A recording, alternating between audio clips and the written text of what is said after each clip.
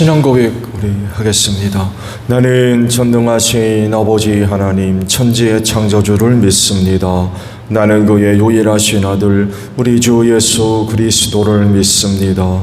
그는 성령으로 잉태되어 동정녀 마리아에게서 나시고 본디오 빌라도에게 고난을 받아 십자가에 못 박혀 죽으시고 장사된 지 사흘 만에 죽은 자 가운데서 다시 살아나셨으며 하늘에 오르시어 전능하신 아버지 하나님 우편에 앉아 계시다가 거기로부터 살아있는 자와 죽은 자를 심판하러 오십니다.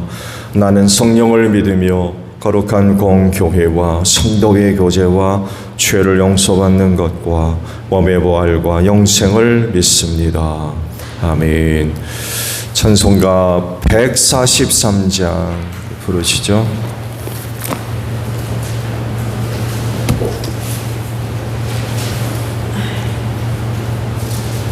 찬송가 143장이에요.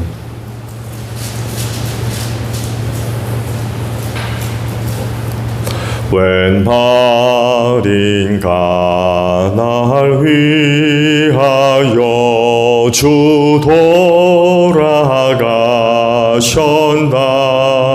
이 벌레 같은 날 위해 큰 해 받으셨나. 내 지은 죄 다 지시고 못 박히셨으니 웬일인가 웬은혜인가 그 사랑 크셔라. 주 십자가 못 박힐 때 그 해도 빛 잃고 그 밝은 빛 가리워서 캄캄케 되었네. 나 십자가 대할 때에 그 일이 고마워. 내 얼굴 감히 못 들고 눈물 흘리도다. 들으러도 눈물로써 못 갚을 줄 알아. 몸 밖에 드릴 것 없어 이 몸 바칩니다. 아멘. 마가복음 14장입니다.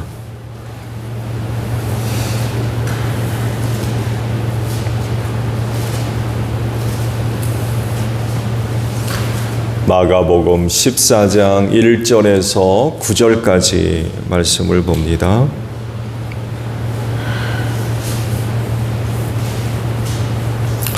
유월절과 무교절 이틀 전이었다. 그런데 대제사장들과 율법학자들은 어떻게 속임수를 써서 예수를 붙잡아 죽일까 하고 궁리하고 있었다. 그런데 그들은 백성이 소동을 일으키면 안 되니 명절에는 하지 말자 하고 말하였다. 예수께서 베다니에서 나병 환자였던 시몬의 집에 머무르실 때에 음식을 잡수시고 계시는데 한 여자가 매우 값진 순수한 나드 향유 한 옥합을 가지고 와서 그 옥합을 깨뜨리고 이 향유를 예수의 머리에 부었다. 그런데 몇몇 사람이 화를 내면서 자기들끼리 말하였다. 어찌하여 향유를 이렇게 허비하는가? 이 향유는 300데나리온 이상에 팔아서 그 돈을 가난한 사람들에게 줄 수 있었겠다. 그리고는 그 여자를 나무랐다. 그러나 예수께서 말씀하셨다. 가만두어라. 왜 그를 괴롭히느냐? 그는 내게 아름다운 일을 했다. 가난한 사람들은 늘 너희와 함께 있으니 언제든지 너희가 하려고만 하면 그들을 도울 수 있다. 그러나 나는 언제나 너희와 함께 있는 것이 아니다. 이 여자는 자기가 할 수 있는 일을 하였다. 곧 내 몸에 향유를 부어서 내 장례를 위하여 이 일을 미리 한 셈이다. 내가 진정으로 너희에게 말한다. 온 세상 어디든지 복음이 전파되는 곳마다 이 여자가 한 일도 전해져서 사람들이 이 여자를 기억하게 될 것이다. 아멘. 오늘 아침에는요 6절의 말씀을 보려고 합니다. 6절 하반절을 보게 되면 이런 말씀이 있죠. 그는 내게 아름다운 일을 했다라는 말씀입니다. 복음이 전파되는 곳마다 이 여자의 일을 기념하고 기억하게 될 거다라고 하십니다. 이 말씀과도 같이 기억하십니까?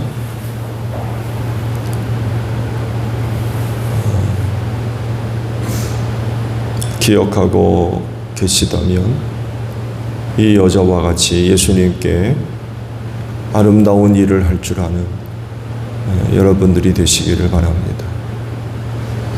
본받으란 얘기지요. 유명한 향유 사건입니다. 예수님이 음식 잡수실 때 한 여자가 값진 순수한 나드 향유 한 옥합을 가지고 와서 예수의 머리에 부어드렸다라고 말씀을 하시죠. 이 여자의 행위를 어떻게 이해를 하면 좋을까? 두 가지 반응이 나오죠. 한 여자의 행위를 두고 서로 다른 이해가 충돌하죠. 안타깝게도 부정적으로 보는 사람들이 있었는데 요한은 아주 구체적으로 그의 이름을 기록하죠.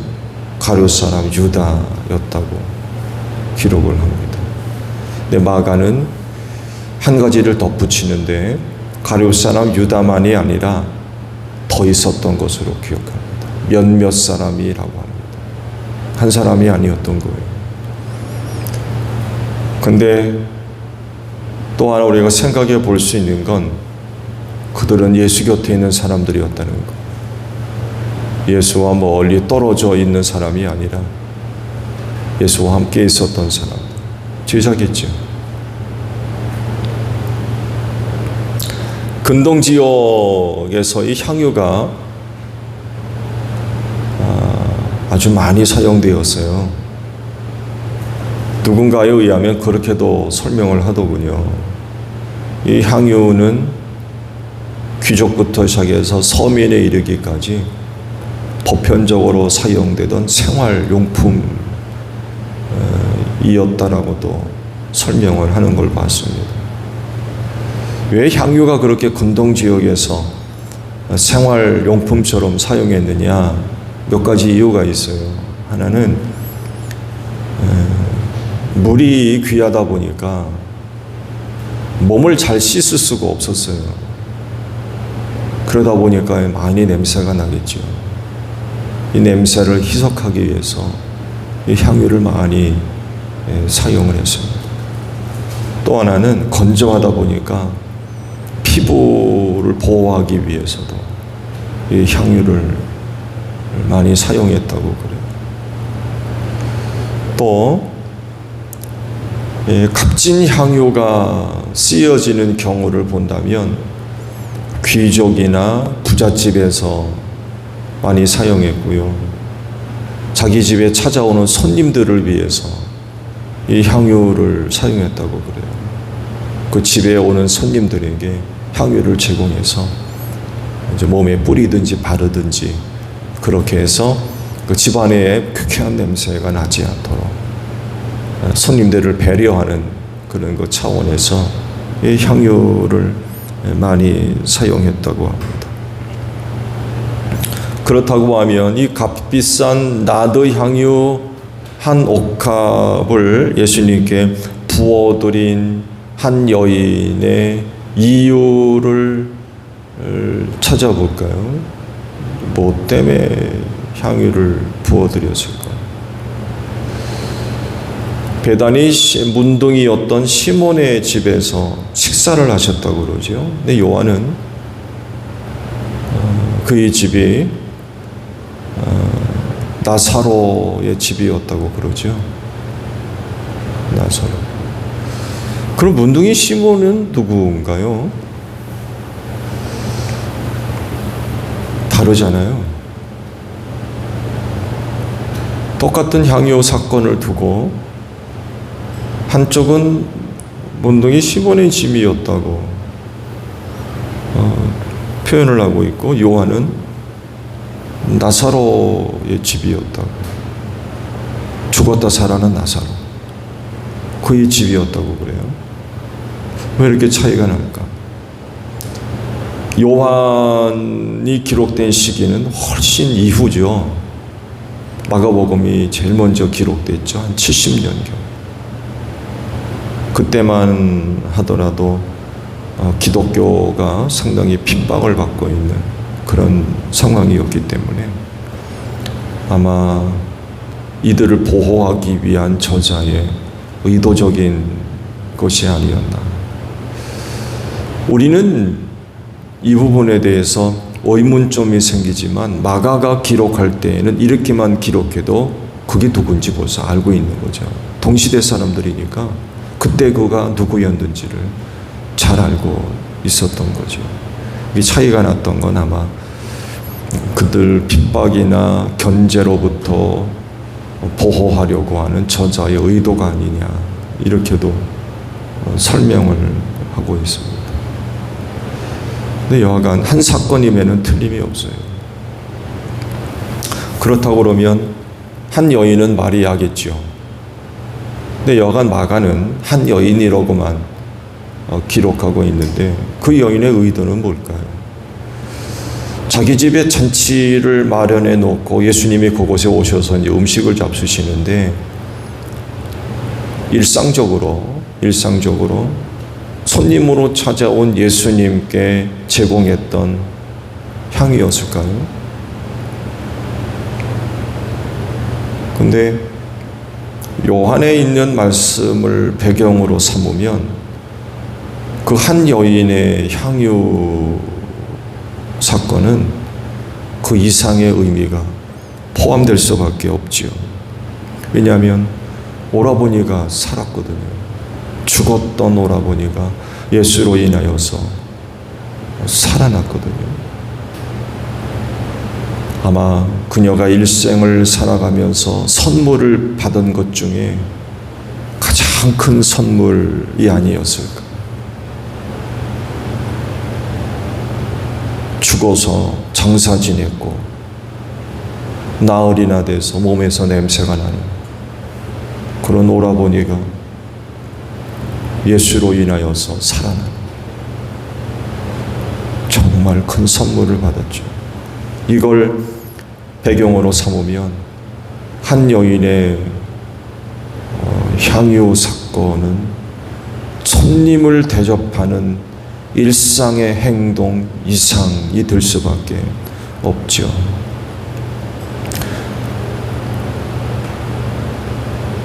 $300데나리온 이상이 나다가는 그런 그 값비싼 향유 예수님께 부어드려도 전혀 아깝지 않은 거죠. 오라버니의 목숨이 300데나리온밖에 안 나가겠습니까? 그렇게 드려도 전혀 아깝지 않았던 거예요.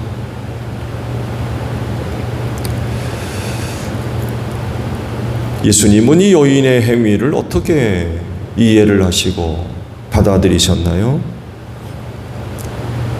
다른 사람 몇몇, 가룟 유다를 포함해서 몇몇의 사람들은 그녀의 행동에 비난을 퍼붓습니다. 쓸데없는 짓을 한다는 거죠.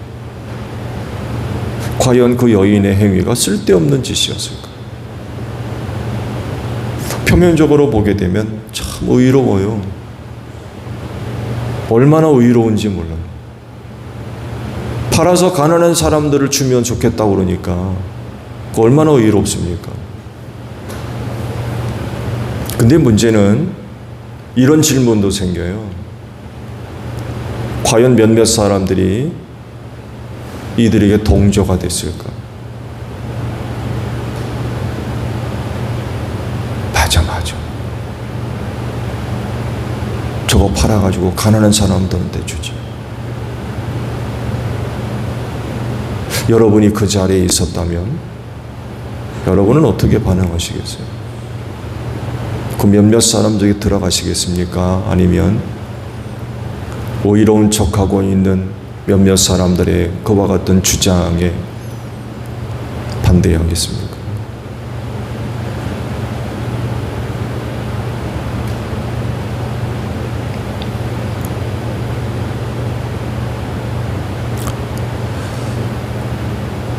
한 여인의 그 행위를 두고 비난하는 사람들에게 있어서 예수는 누구였을까요?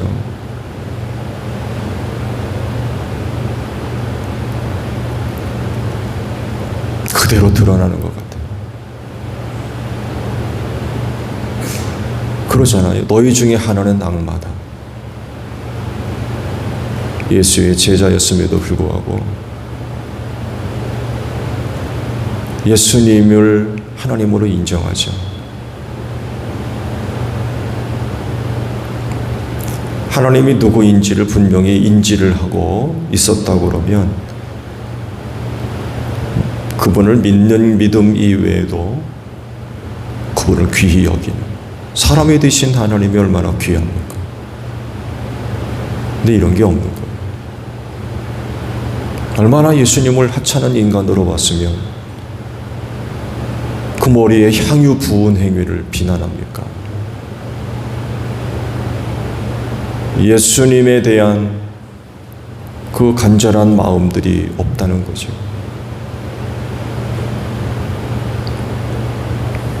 향유를 부어드릴 만한 가치가 없으니까. 그러니까 허비한다고 얘기하죠.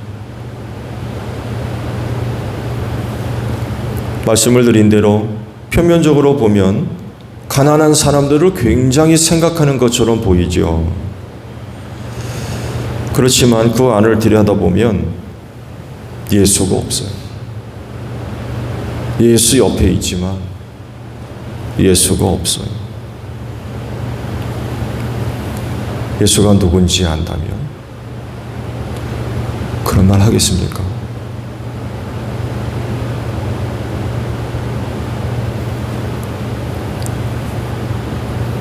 가룟 사람 유다만이 아니라 몇몇 사람들이 더 있었다고 하는데 아마 동조가 됐던 것 같아요. 가룟 사람 유다가 그렇게 비난하니까 맞아 그렇게 됐던 것 같아요. 여러분이 현장에 있다면 여러분은 어떻게 반응하실까요?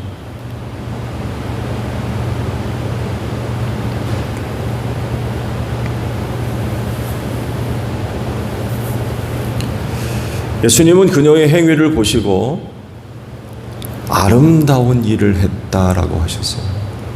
아름다운 일을 했다. 한쪽에서는 허비한다고 평가를 했는데 예수님은 아름다운 일을 했다 라고 받아들이십니다. 왜냐하면 죽음을 앞두고 계시잖아요. 그래서 그녀의 행위를 장례를 준비하는 것으로 받아들이셨어요. 예수님에겐 참 뜻깊은 행동이었던 거죠. 사실 예수님은 죽음을 앞두고 굉장히 마음의 갈등이 심하지만 아무도 몰라요, 이걸 지금. 예수님이 뭐 때문에 지금 고민하고 있는지, 심각한 내적 갈등 속에서 번민하고 있는지 아는 사람이 없어요. 아는 사람이 없다는 얘기는 알아주는 이가 없다는 거죠. 그랬을 때 향유를 부어드린 한 여인의 행위는 각별할 수밖에 없어요.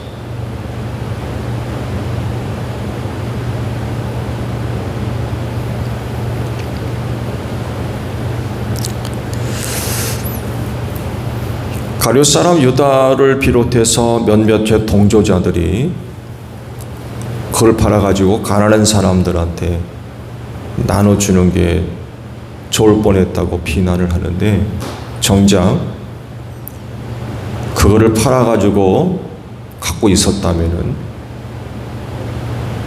나눠줬을까요?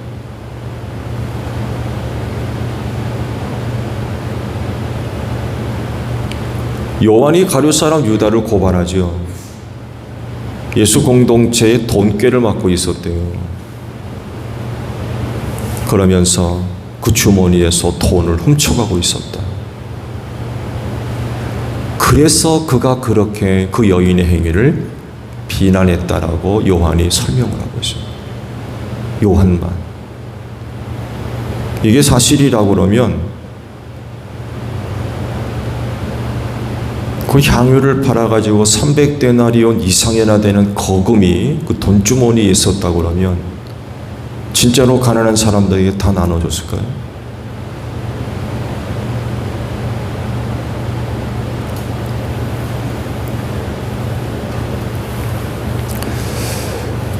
여러분은 그녀의 행동에 대해서 어떻게 생각하십니까? 어떻게 바라보시겠습니까? 그건 여러분 마음 가운데 예수가 누구인지에 대해서 판가름 날 겁니다. 예수가 정말 사람이 되신 하나님이요 독생하신 아들로 우리 가운데에 오신 하나님으로 모셔져 있는, 인정되어 있는, 그만큼만이 아니더라도 많은 사람이 예수를 부를 때 선생이라고 불렀죠. 랍비요. 랍비. 다른 어떤 사람들은 뭐 세례 요한이라고 그러고 엘리야라고 그러고 예레미야라고 그러고 뭐 선지자 중에 한 사람이라고 그러고 그 정도로 유대 사회에서 존경받는 사람이니까 그렇게 부른 것 아니겠어요? 이 정도까지만 있더라도 예수에게 부어드리는 향유를 허비한다고까지는 얘기 못했을 겁니다. 얼마나 예수가 하찮으면 그렇게 얘기를 해요.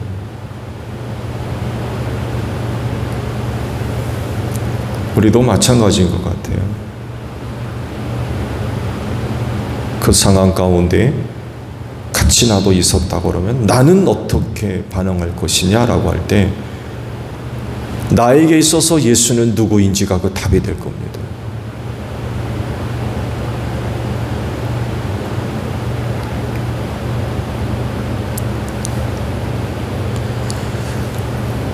아니면 간접적으로라도 누군가가 내 곁에서 그런 말을, 그런 주장을 한다고 그러면 나는 누구의 말을 더 지지할 거냐? 예수의 말이냐? 가룟 사람 유다의 말이냐? 누구의 말을 더 지지할 거냐?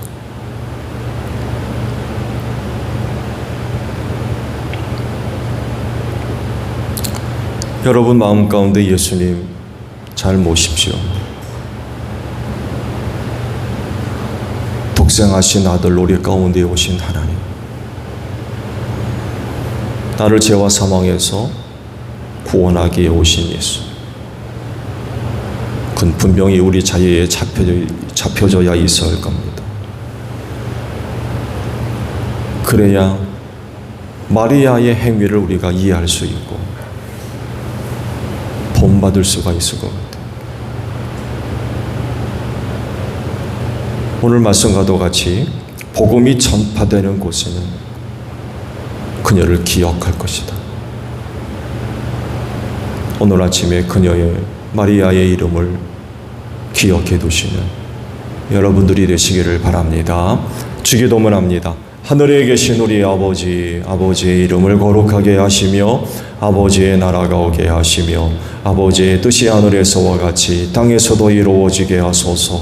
오늘 우리에게 일용할 양식을 주시고 우리가 우리에게 잘못한 사람을 용서하여 준 것 같이 우리 죄를 용서하여 주시고 우리를 시험에 빠지지 않게 하시고 악에서 구하소서. 나라와 권능과 영광이 영원히 아버지의 것입니다.